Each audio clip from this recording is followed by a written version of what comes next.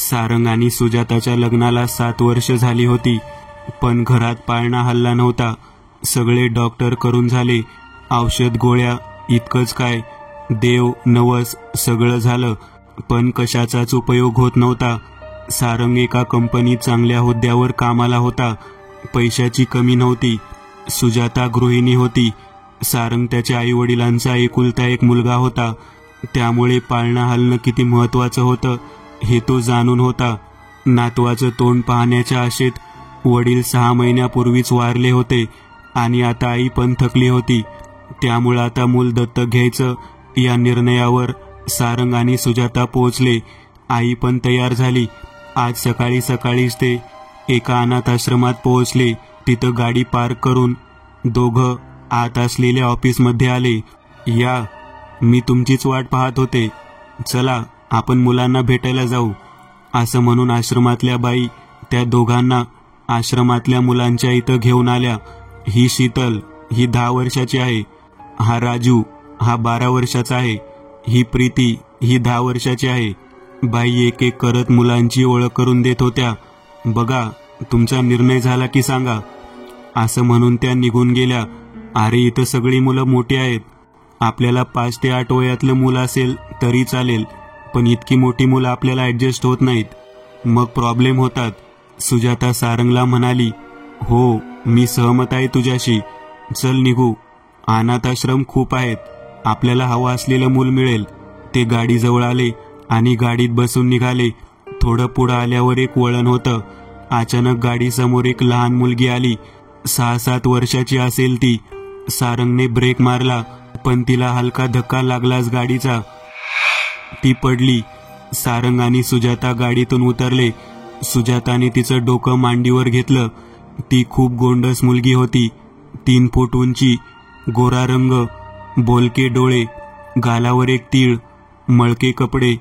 तिच्या खांद्याला एक पिशवी होती, त्यात तिचं सामान असावं. बाळा, लागलं नाही ना तुला? सुजाताने काळजीने विचारलं. मी ठीक आहे, काळजी नका करू. ती मुलगी उठून बसली. बाळ, सॉरी, मी बघितलंच नाही तुला. सारंग म्हणाला. ठीक आहे साहेब, अनाथांना देव पण बघत नाही. तुम्ही तर श्रीमंत लोक, तुम्हाला आम्ही कसे दिसणार? मी ठीक आहे, ती मुलगी म्हणाली. तिचं वाक्य सारंगच्या मनात घर करून गेलं. नाव काय तुझं बाळ? सुजाताने प्रेमाने विचारलं. मी पायल, ती म्हणाली. कुठं राहतेस? सारंगने विचारलं. मी इथेच, समोरच्या फुटपाथवर. का, तुला आईबाबा नाहीत? सुजाताने विचारलं. होते, पण ते या जगात नाहीत. मी इथं माझ्या मामाबरोबर आले होते, पण तो सुद्धा मला रेल्वे स्टेशनवर सोडून गेला. तो आलाच नाही. तेव्हापासून मी सिग्नलवर भीक मागून जगते. सुजाताच्या डोळ्यात पाणी आलं. सारंगकडे बघत ती म्हणाली. सारंग, काय विचार आहे तुझा? सारंग समजून गेला. ठीक आहे, तुला वाटतंय ना? No problem. बाळ, आमच्या बरोबर येशील आमच्या घरी?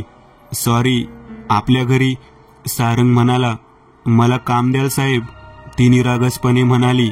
हो, तुला खूप काम करायचंय आता. खूप खेळावं लागेल, खूप अभ्यास करावा लागेल, शाळेत जावं लागेल. सारंग हसत म्हणून गेला. म्हणजे? तिने पुन्हा विचारलं. म्हणजे तू आमची मुलगी आहेस, आम्ही तुझे आई बाबा. चालेल ना तुला? सुजाता डोळे पुसत म्हणाली. खरंच? पायल आनंदित होत म्हणाली. चला घरी जाऊ, आजी तुझी वाट पाहत असेल. असं म्हणून ते गाडीत बसले. गाडी निघून गेली. घरी यायच्या आधी त्यांनी तिच्यासाठी खूप सारे कपडे आणि खेळणी घेतली. ते सगळं घेऊन ते घरी आले. ते एका मोठ्या बंगल्यात राहत होते. घरी आल्या आल्या आजीबरोबर तिची ओळख झाली. आजीला ती पहिल्या नजरेतच आवडली. मग तिला सुजाताने घर दाखवलं आणि तिची खोली पण दाखवली. तिला खूप आवडली. ती पण त्या घरात रमली होती. 2 दिवस खूप छान गेले. 3ऱ्या दिवशी सारंग रात्री उशिरा घरी आला. जवळपास रात्रीचे 12 वाजले होते. दिवसभर त्याने पायलला बघितलं नव्हतं, म्हणून तो तिच्या रूमकडे आला. तिच्या रूमची लाईट बंद होती, दार पण बंद होतं, पण आतून पायल हळूच कुणाशी तरी बोलण्याचा आवाज येत होता. पायल यावेळी कोणाशी बोलत आहे? त्याने दार वाजवलं. पायल, जागी आहेस?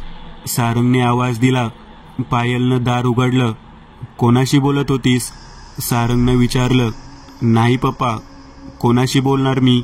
ती निरागसपणे म्हणाली. बरं जा झोप, कदाचित मला भास झाला असेल. सारंग असा विचार करत बेडरूममध्ये आला. आता तिला तिथं येऊन 1 आठवडा झाला होता. आता मे महिना चालू होता, त्यामुळे पायलला जूनपर्यंत शाळेत प्रवेश मिळणार नव्हता. त्यामुळं ती घरीच होती. दुपारची वेळ होती. सुजाता सहज पायल काय करत आहे हे बघायला तिच्या रूमकडे आली. पायल कुणाशी तरी बोलत होती. आवाज स्पष्ट नव्हता, पण त्या रूममध्ये कोणीतरी स्त्री तिच्या बरोबर असावी असं सुजाताला वाटलं, कारण ते आवाज एका स्त्रीचे होते. सुजाताने दार ढकललं, पण दार आतून बंद होतं. पायलने दार उघडलं. सुजाता त्या खोलीत शिरली. तिनं खोलीत पाहिलं, पण दुसरं कोणीच नव्हतं. पायल, खरं सांग, कोण होतं तुझ्याबरोबर? कारण गेल्या आठवड्यात सारंगला पण असं वाटलं की तू रात्री कोणाशी तरी बोलत होतीस. मी कोणाशी बोलणार मम्मी? पायल म्हणली. हे बघ पायल, एका माणसाला भास होऊ शकतो, पण मी पण आवाज ऐकला एका बाईचा.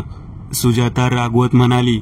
मला माहित आहे तुम्हाला मी नकोशी झालीये, असं म्हणत पायल रडू लागली. तिच्या रडण्याने सुजाता पुन्हा पाघळली. तिने तिला जवळ घेऊन तिला मिठी मारली आणि पायल तिच्या मागे विकृतपणे स्मित करत होती. पायल तशी इतर लहान मुलांसारखीच होती, पण कधी कधी तिचं बोलणं एखाद्या वयस्कर व्यक्तीसारखं जड असायचं. तिच्या काही गोष्टी सुजाताला खटकायच्या. एक म्हणजे तिचं जेवण. ती कधीच सुजाता आणि सारंग किंवा आजीबरोबर जेवत नसे. ती तिचं ताट स्वतः वाढून घेत असे आणि तिच्या रूममध्ये दार लावूनच जेवत असे. दुसरं म्हणजे तिची ती पिशवी. त्या पिशवीत नक्की काय आहे हे कुणालाच माहीत नव्हतं, कारण त्या पिशवीला ती कुणालाच हात लावू देत नसे. पण आजीनं आता कोणालाही नकळत पायलवर बारीक नजर ठेवायला सुरुवात केली, कारण पायल कोणाशी तरी बोलत असते याचे आवाज तिनं पण ऐकले होते. त्या दुपारी सुजाता तिच्या माहेरी गेली होती. सारंग ऑफिसात होता. घरात फक्त आजी आणि पायल दोघेच होते. आज आजी पूर्ण तयारीत होती. पायल कोणाशी बोलत असते तो शोध ती लावणार होती. दुपारी 2 वाजता पायल तिचं ताट वाढून घेऊन रूममध्ये गेली. आजी हळूच तिच्या रूम बाहेर दबा धरून होती.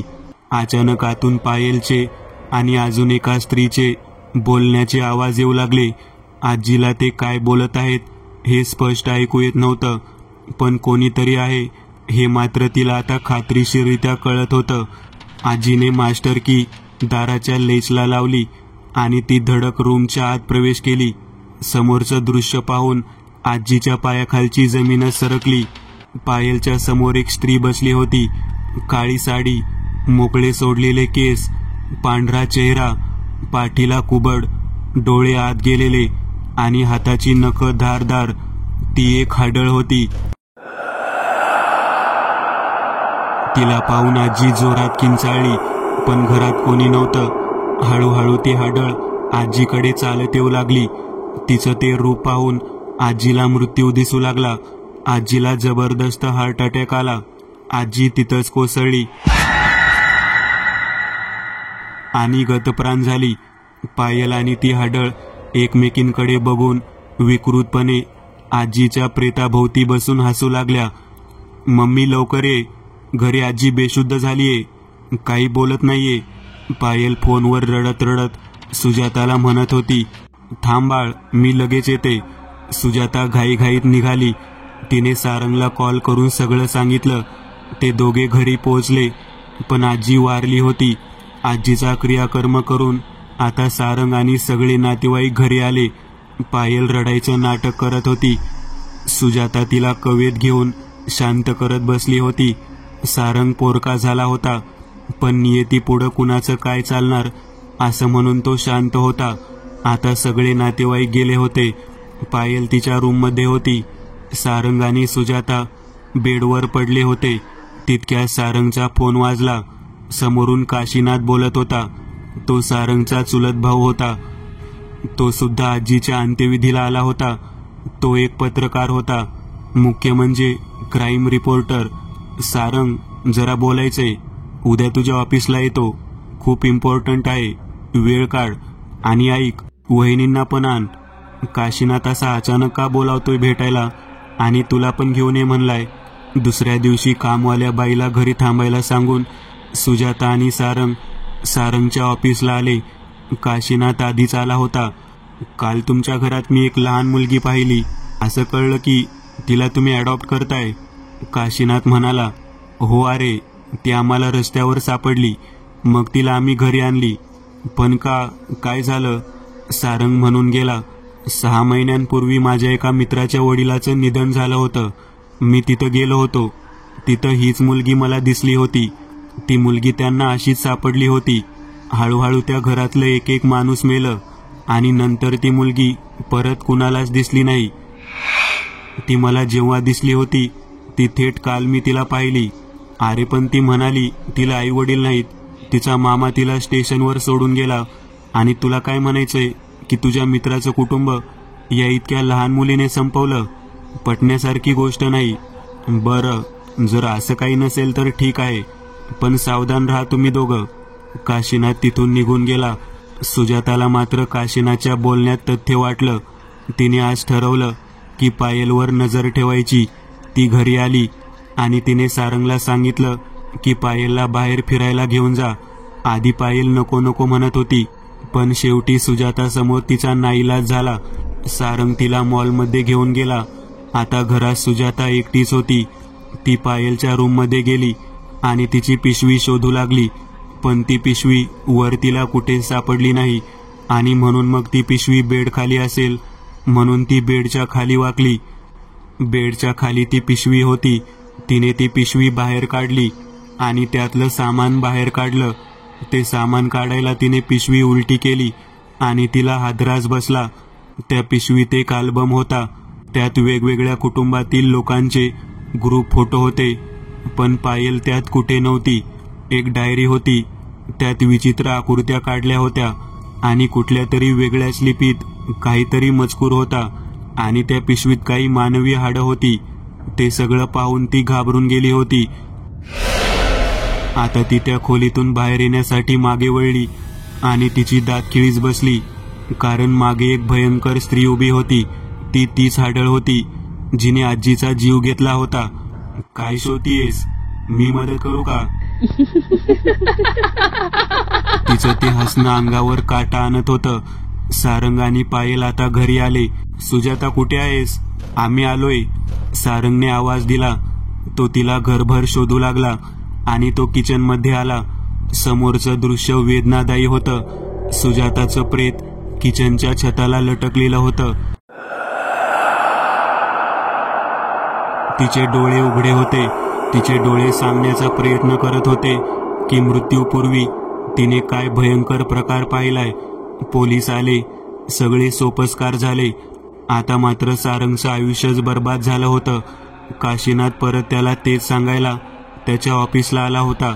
सारंगला पण काहीतरी तथ्य वाटत होतं, पण निराशेमुळे तो हताश झाला होता. हे बघ सारंग, तुझा जीव पण धोक्यात आहे. अरे ती मुलगी एकटी नसेल, त्यांची एखादी गँग असेल. आपण काहीतरी पुरावे गोळा करू. पाहिजे तर तिला दमदाटी करून सगळं सांगायला लावू. मग पोलीस बोलवू. काशीनाथ म्हणाला, बरं ठीक आहे, मी आज संध्याकाळी तुला फोन करतो. तू घरी ये, मग बघू काय करायचं. सारंग संध्याकाळी घरी पोहोचला. त्याने पायलवर नजर ठेवली. रात्र झाली आणि त्यांनी आता काशीनाथला घरी यायला सांगितलं. पायल झोपली होती.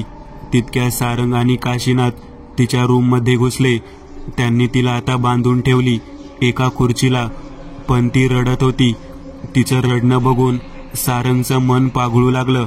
पण काशीनाथ तिची उलट तपासणी घेत होता. बोल, कोण आहेस तू? किती जण आहात तुम्ही?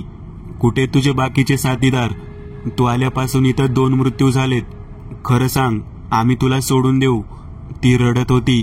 मला काही माहीत नाही, मी काही केलं नाही असं म्हणत होती. खोटं बोलू नकोस. 6 महिन्यापूर्वी धर्माधिकारी कुटुंबात मी पाहिलं होतं तुला. तू त्यांना पण रस्त्यावर सापडली होतीस आणि मग एक एक करून ते सगळे मेले. काशीनाथ जसं हे वाक्य बोलला तसं पायलचं वागणंच बदललं. ती एकदम हसू लागली. अच्छा, म्हणजे तुम्हाला ओळखलं तर ठीक आहे, पण तुला मी कोण आहे हे दळवावंच लागेल. पायलने असं म्हणून क्षणभरात त्या दोऱ्या तोडल्या आणि खुर्चीवरून उभी राहिली. अचानक लाईट गेली. पूर्णपणे अंधार झाला आणि लाईट परत आली. समोर जे बघितलं ते बघून एखाद्याचा मेंदू सुन्न झाला असता. 6-7 वर्षाची दिसणाऱ्या पायलचा चेहरा एका जखड म्हातारीचा झाला होता. डोळे खोल गेले होते. सुईसारखे टोकदार किडलेले दात दाखवत ती हसत होती. पण तिची उंची 3 फूटच होती. तिचं ते हसणं फक्त गोठवणारं होतं. मी एकटी नाही, ती पण माझ्या बरोबर आहे. माझी सावली. तिने छताकडे बोट दाखवलं. सारंग आणि काशीनाथने वर पाहिलं तर ती भयानक हाडळ छताला पालीसारखी चिकटली होती. त्या दोघींनी आता या दोघांवर झेप घेतली.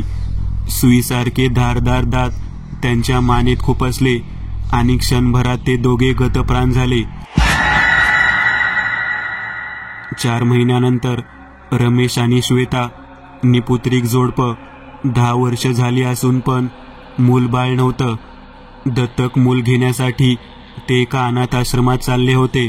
गाडी बंगल्याबाहेर काढायला रमेश गाडीत बसणार इतक्यात एक सुंदर गोंडस मुलगी त्याला बंगल्याच्या गेट समोरच्या फुटपाथवर झोपलेली दिसली. त्याने श्वेताला बोलावलं. श्वेता आणि रमेशने तिथं जाऊन तिची विचारपूस केली आणि तिला दत्तक घ्यायचं म्हणून नक्की केलं. ते तिला बंगल्याच्या गेटमधून आत घेऊन घरात चालले होते आणि ती मागे वळून बघत होती तिच्या त्या मैत्रिणीकडे. रमेश आणि श्वेता आता खूप खुश होते कारण पायल त्यांच्या आयुष्यात आली होती. पण पायलचं येणं रमेशची छोटी बहीण रीनाला फार आवडलं नव्हतं. एकतर पायलचं वागणं तिला खोटं खोटं वाटायचं. कायम हसत खेळत असल्याचं दाखवत पायलनं घरातील सगळ्यांना म्हणजे रमेश, श्वेता, रमेशचे आईवडील यांना लळा लावला होता. पण रीनाला तिचं ते वागणं वरवरचं वाटायचं. पायल नेहमीप्रमाणे रुळली होती, पण यावेळी तिचा मानस वेगळाच होता. तिच्या मनात यावेळी खूप भयंकर असं काहीतरी होतं. कारण ज्या चंद्रग्रहणाची ती गेले 500 वर्ष वाट पाहत होती ते आता येणार होतं. चंद्रग्रहणाला आज बरोबर 13 दिवस बाकी होते. त्या रात्रीत रीनाला अचानक तहान लागली आणि जाग आली. ती किचनमध्ये पाणी पिण्यासाठी आली. फ्रीजमधून पाण्याची बाटली घेऊन तिने पाणी पिलं आणि बाटली परत ठेवून ती तिच्या बेडरूमकडे जाऊ लागली. पण तितक्यात तिला गच्चीवर कोणीतरी गेल्यासारखं वाटलं. एवढ्या रात्री गच्चीवर कोण जात असेल या विचाराने ती हळूहळू पायऱ्या चढून गच्चीवर आली. गच्चीचं दार उघडं होतं. ती टेरेसवर आली. तिने आजूबाजूला पाहिलं पण कोणीच नव्हतं. आपल्याला भास झाला असावा या विचाराने ती परत फिरली, पण तिच्या हातातला फोन खाली पडला. तो फोन उचलून ती उभी राहिली आणि तिची नजर टेरेसवर असलेल्या टाकीवर गेली आणि तिला धक्काच बसला. तिथं पायल पाटमोरी उभी होती आणि तिच्या शेजारी ती भयंकर दिसणारी हाडळ उभी होती. त्या दोघी आकाशातील चंद्राकडे बघून काहीतरी पुटपुटत होत्या. त्या इतक्या गुंग होत्या की रीनाला त्यांनी पाहिलंच नव्हतं. रीना त्या हाडळीचं रूप बघून थक्क झाली होती. आयुष्यात एवढं भयंकर रूप तिनं पाहिलं नव्हतं. पण ती काहीच आवाज न करता चुपचाप खाली गेली. दादा, वहिनी, दार उघडा लगेच. तिने रमेशच्या रूमचं दार वाजवलं. रमेश कसाबसा उठून दार उघडून म्हणाला, काय झालं? इतक्या रात्री तू इथं? अरे चल लवकर टेरेसवर, काही विचारू नकोस. रीना म्हणाली. तो नाईलाजाने तिच्याबरोबर टेरेसवर गेला. आता मात्र टेरेसचं दार बंद होतं. कडी होती आणि टाकीवर कोणी नव्हतं. अरे दादा, मी पायलला इथं बघितलं. तिच्याबरोबर एक भयंकर दिसणारी बाई होती. रीना सांगू लागली. तुला भास झाला असेल. ती इथं एवढ्या रात्री कशी येईल आणि तिच्याबरोबर कोण असणार आहे? रमेश म्हणाला. अरे खरंच ती होती. रीना सांगू लागली. हे बघ रीना, आम्हाला माहीत आहे तुला ती आवडत नाही, पण ती लहान आहे. तिच्यावर कसलेही आरोप करू नकोस आणि हॉरर पिक्चर कमी बघ. असले भास होणार नाही तुला. असं म्हणून तो त्याच्या रूममध्ये आला. रीना पण तिच्या खोलीत आली. खोलीचं दार लावून ती बेडवर आडवी झाली. काही क्षणातच तिचा डोळा लागला. पहाटे तिला कसल्या तरी पुटपुटण्याच्या आवाजाने जाग आली. तिने डोळे उघडले आणि तिची दातखिळीच बसली. तिच्या डोक्याशी एक भयंकर दिसणारी बाई बसली होती. काळी साडी, चेहरा पांढरा पडलेला, डोळे खोल गेलेले, केस पूर्ण पांढरे आणि पाठीला कुबड. ती बाई काहीतरी पुटपुटत होती. रीना काहीतरी हालचाल करणार इतक्यात ती बाई तिच्या अंगावर थुंकली. ते रक्त होतं आणि ते रक्त रीनाच्या अंगावर पडताच रीनाचे संपूर्ण शरीर सुन्न झालं. जणू तिला लकवाच मारला असावा. तिची वाचा पण बसली. तिला ओरडता पण येत नव्हतं, ना काही बोलता येत होतं, ना हालचाल करता येत होती. तितक्यात तिने समोर पाहिलं. समोर पायल पाठमोरी बसली होती. पायल हळूहळू रीनाकडे वळली आणि रीनाचं हृदयच बंद पडेल की काय असं वाटू लागलं. कारण पायलचं रूपच विचित्र होतं. तिचे हातपाय जरी लहान मुलीचे दिसत होते, पण चेहरा एका 100 वर्षाच्या म्हातारीसारखा झाला होता. सुरकुतलेले केस विचित्रपणे पिंजारलेले, डोळे हिरवे. पायल हळूहळू रीनाकडे आली आणि तिच्या छातीवर बसून किंचाळू लागली. त्या किंकाळीने रीनाचं हृदयच बंद पडलं आणि ती जागीच गतप्राण झाली. नेहमी 7ला उठणारी रीना आज 10 वाजले तरी रूम बाहेर आली नव्हती.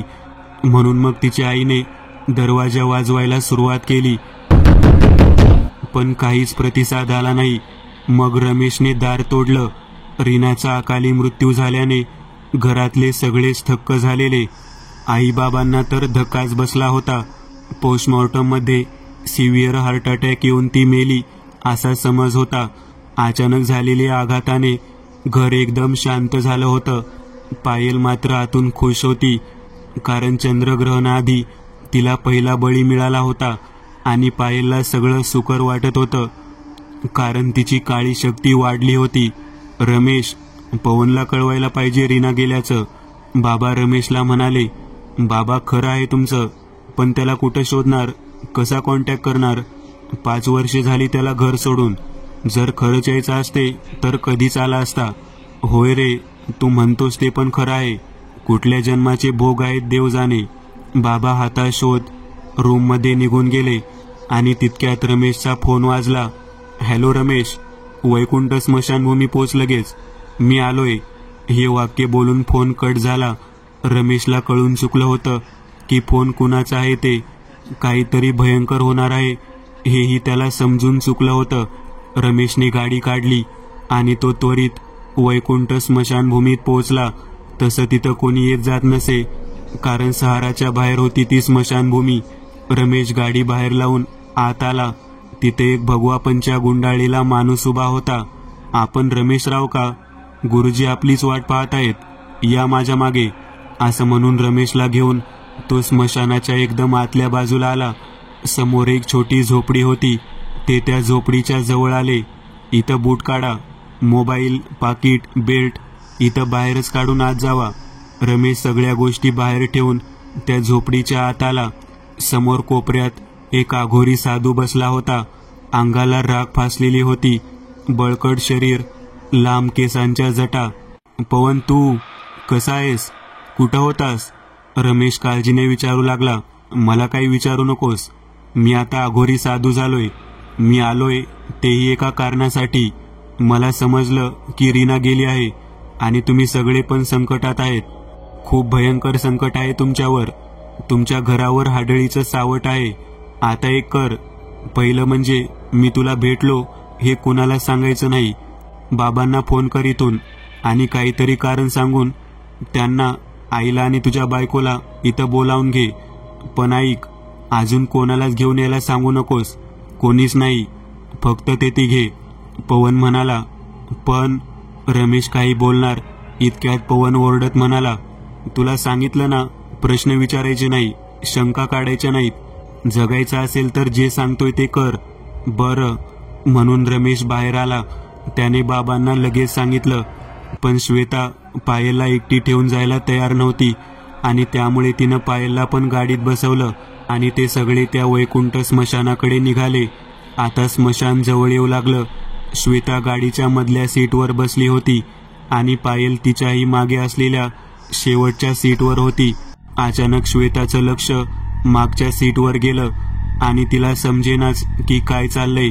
ते दृश्य विचित्र होतं आणि भयंकर पण होतं. त्या स्कॉर्पिओ गाडीचा मागचा दरवाजा उघडा होता आणि गाडीच्या मागे ती हाडळ पळत होती.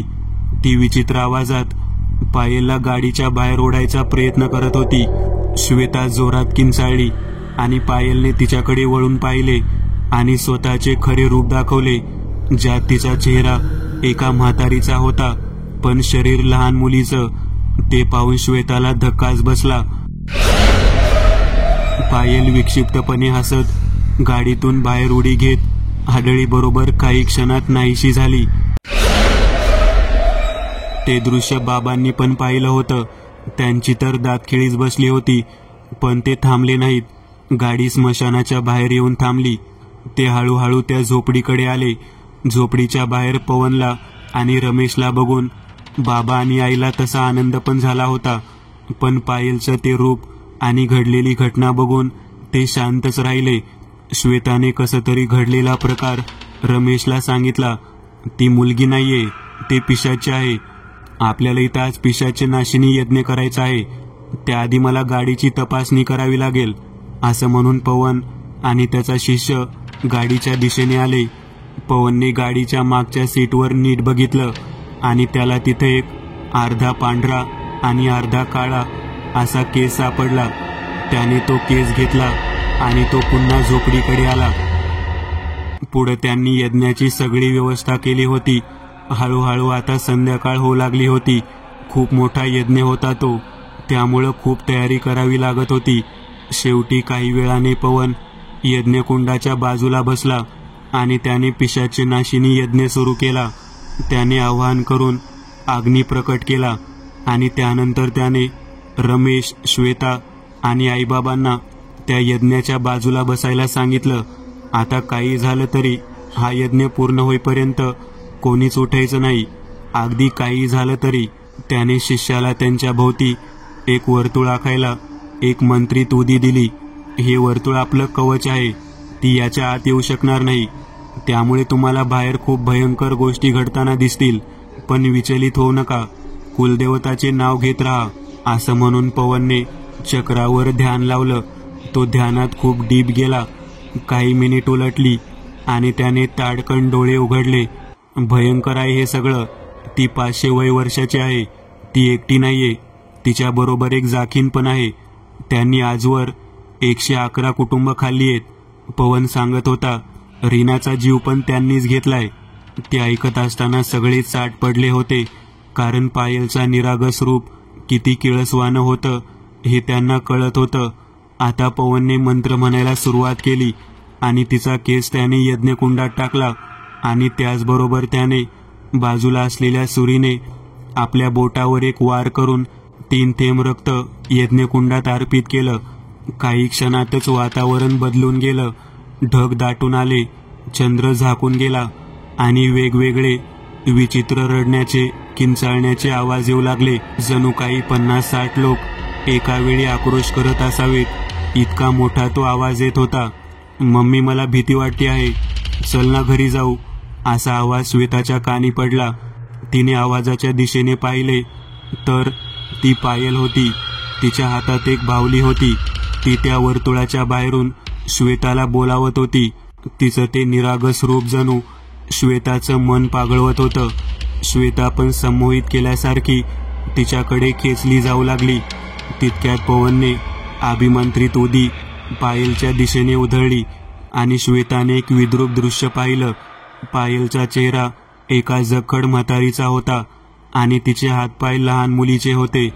तिच्या हातातली बाहुली हळूहळू मोठी होत गेली आणि काही क्षणात ती बाहुली ती हाडळीमध्ये रूपांतरित झाली. त्या दोघी विकृतपणे हसत हसत तिथून नाहीशा झाल्या. वातावरणात आता हळूहळू एक प्रकारचा कुबट वास येऊ लागला. पवन मंत्र म्हणत होता आणि यज्ञविधी व्यवस्थित चालू होता. थोड्या वेळाने आईला त्या वर्तुळाभोवती रीना उभी असलेली दिसू लागली. आई, मी आलीये बघ, मी जिवंत आहे. चल इथून, असं म्हणत ती आईला त्या वर्तुळाबाहेर बोलावू लागली. पण आई यावेळी सावध होती. तिला माहित होतं की ही रीना नाहीये. आई बाहेर येत नाही हे कळताच रीना आता रागात ओरडू लागली, किंचाळू लागली, आई बाहेर ये. आई काही हल्ली नाही. हळूहळू तिचं शरीर लहान लहान व्हायला लागलं आणि ती पायलमध्ये रूपांतरित झाली आणि नाहीशी झाली. आता यज्ञ जवळपास अर्धा झाला होता. काही वेळाने तिथं आजूबाजूला जवळपास 50 ते 60 लोक लांबून येताना दिसू लागली. त्यात काही जुन्या काळातल्या वेशभूषेत होती. ते हळूहळू त्या वर्तुळाभोवती येऊन उभे राहिले आणि जोरजोरात रडू लागले. काही किंचाळू लागले, काही हसत होते, काही जण बडबडत होते. ते सगळे वर्तुळातील सगळ्यांकडे क्रोधाने बघत होते. तितक्यात त्यातील काही जण आत यायचा प्रयास करू लागले, पण त्या वर्तुळाच्या कवचाने त्यांना जाळून टाकले. मग हळूहळू ते सगळेजण बाजूला बसले आणि हळूहळू तिथं एक एक जण राख होऊ लागला. थोड्या वेळाने तिथं कोणीच नव्हतं. काही क्षण झाले असतील. आता त्या वर्तुळाभोवती पायल आणि ती हाडळ दोघी अतिशय अशक्तपणे उभ्या दिसत होत्या. त्या दोघी आता खूप लहान झाल्या होत्या. म्हणजे पायल जवळपास अर्धा फूट उंचीची दिसत होती, तर ती हाडळ 1 फूट उंचीची दिसत होती. बाजूलाच पवनने राखेचं कुंड ठेवलं होतं. त्याने त्यातील राख त्या दोघींवर टाकली. काही क्षणातच त्या दोघी त्या राखेत एकरूप झाल्या आणि त्या राखेतून 2 आकृत्या तयार झाल्या आणि इकडे तिकडे पळू लागल्या. त्यांची शेवटची तडफड होती ती पवनने आता गंगाजल त्यांच्यावर शिंपडलं आणि क्षणभरात त्या राखेतल्या आकृत्या पेटल्या. प्रचंड आक्रोश ऐकू आला आणि सगळं शांत झालं. आता सगळे त्या वर्तुळातून बाहेर आले. आता चला, घरी जावं लागेल, पण लक्षात ठेवा, अजून विधी पूर्ण झालेले नाहीयेत. कोणीही मागे वळून बघू नका, काही झालं तरी, पवनने सूचना केली. ते सगळे गाडीत बसले आणि घरी निघाले. रमेश गाडी चालवत होता. पवन आणि त्याचा शिष्य सर्वात मागे बसले होते. रस्ता सुनसान होता, कारण रात्रीचा 1 वाजला होता. दोन्ही बाजूला गर्द झाडी होती. तेवढ्यात रमेशला रस्त्यावर मधोमध एक रांगणारं लहान मूल दिसलं आणि त्यानं गाडीचा वेग कमी केला. ते मूल हळूहळू रांगत पुढे जात होतं. रमेश भांबावून गेला होता. रमेश, गाडी थांबवू नकोस, पवन जोरात ओरडला. रमेशने दचकून एक्सलेटर वाढवला आणि त्या पोराच्या दिशेने गाडी वेगाने पुढे घेतली. जसजशी गाडी त्याच्या जवळ येऊ लागली, ते पोर जागीच थांबलं आणि त्याने गाडीकडे बघितलं. ती दुसरी कोणी नव्हती, ती पायल होती. आता ती परत लहान होत चालली होती. तिने विक्षिप्तपणे आपले दात दाखवत एक जोरदार किंकाळी फोडली. गाडीने तिला जोरदार धडक दिली आणि सुसाट वेगात गाडी पुढे गेली. तिचं मुंडकं गाडीच्या बोनेटवर पडलं. ते मुंडकं विकृतपणे हसत होतं. ते बघून सगळ्यांची पाचावर धारण बसली. पुढे एका वळणावर ते मुंडकं बॉनेटवरून खाली रस्त्यावर पडलं. काही वेळातच मागून एक ट्रक गाडीच्या बाजूने गेला. यार, त्या ट्रकच्या डाव्या बाजूला ती भयंकर हाडळ लटकलेली होती. ती विक्षिप्तपणे किंचाळत होती. पवन मात्र रमेशला गाडी न थांबवण्याचा आदेश देत होता. पुढे ती पण दिसेनाशी झाली. आता ते घरी पोहोचले होते. घराच्या गेटमधून गाडी आत आली. पुढचं दृश्य भयंकर होतं. घरातली कामवाली सुमनचं शिर बंगल्याच्या मुख्य दारावर टांगलेलं पाहून श्वेताची किंकाळी निघाली. आई तर घामाघूम झाली होती. थांबा, हे होणारच होतं, पवन म्हणाला. ते आता बंगल्याच्या आत आले, पण त्याआधी सगळ्यांनाच खूप घाण वास येऊ लागला.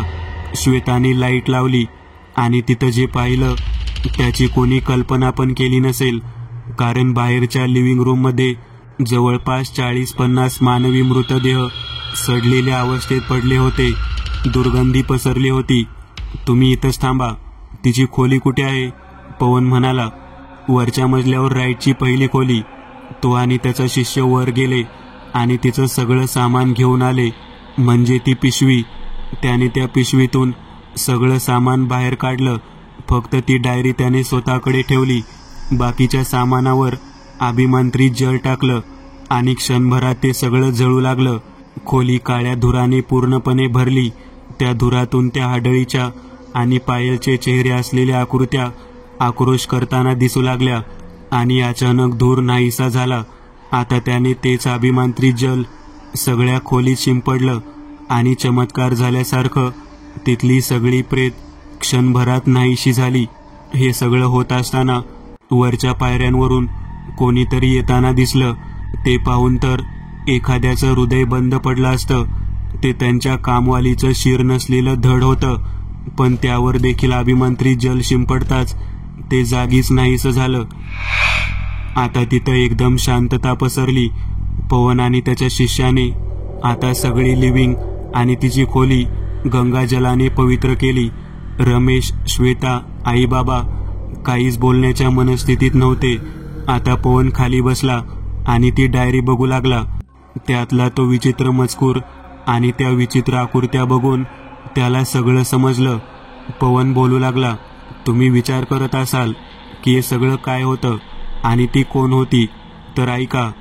500 वर्षापूर्वी ती काळी जादू करणारी एक बाई होती, पण सैतानाला बळी देताना तिच्या हातून चूक झाली आणि त्या चुकीची शिक्षा म्हणून तिचं शरीर लहान मुलीचं झालं. पण चेहरा एका म्हाताऱ्या स्त्रीचा होता. दर 500 वर्षांनी एक विशिष्ट असं चंद्रग्रहण येतं, ज्यात असे आत्मे शापमुक्त होऊ शकतात आणि त्यासाठी त्यांना नरबळी द्यावा लागतो. तो नरबळी दिल्यावर बळी दिलेल्या व्यक्तीचं उरलेलं आयुष्य तिला मिळतं. तेच ग्रहण काही दिवसांनी येणार आहे, त्यासाठी ती इथं आली होती. तिने 111 कुटुंब गिळलेत. तिच्यामुळे जे जे लोक मरत आलेत त्यांचं आयुष्य तिला आणि त्या हाडळीला मिळत होतं आजपर्यंत. जर तिचा मानस पूर्ण झाला असता तर ती परत तिच्या आधीच्या रूपात आली असती आणि तिचं आयुष्य अजून 100 वर्षांनी वाढलं असतं. जी प्रेत इथं होती किंवा बाकी जे काही होतं ते सगळं आपल्या नजरेचा धोका होता. पण आता तिला मुक्ती मिळाली आहे. आता ती परत कोणाचाच बळी घेणार नाही. मित्रांनो, आज पुरतं एवढंच. तुम्हाला जर काही गोष्ट आवडली असेल तर नक्की लाईक करा. तुमच्यापैकी बरेचसे जण व्हिडिओ लाईक न करताच पळून जातात, पण हा जर व्हिडिओ तुम्ही लाईक केला तर मला जरा बरं वाटेल आणि असेच भारी भारी व्हिडिओ बनवायची माझ्यात एनर्जी येईल. त्यामुळे नक्की लाईक करा. आणि अजूनही कोणी या चॅनलला सबस्क्राईब केलेलं नसाल तर लगेच सबस्क्राईब करून टाका. आणि बाजूची घंटी ती मात्र दाबायला विसरू नका. देवाची घंटी आहे ती. चला तर मग पुन्हा भेटूया अशीच एक आगळी वेगळी गोष्ट घेऊन पुढच्या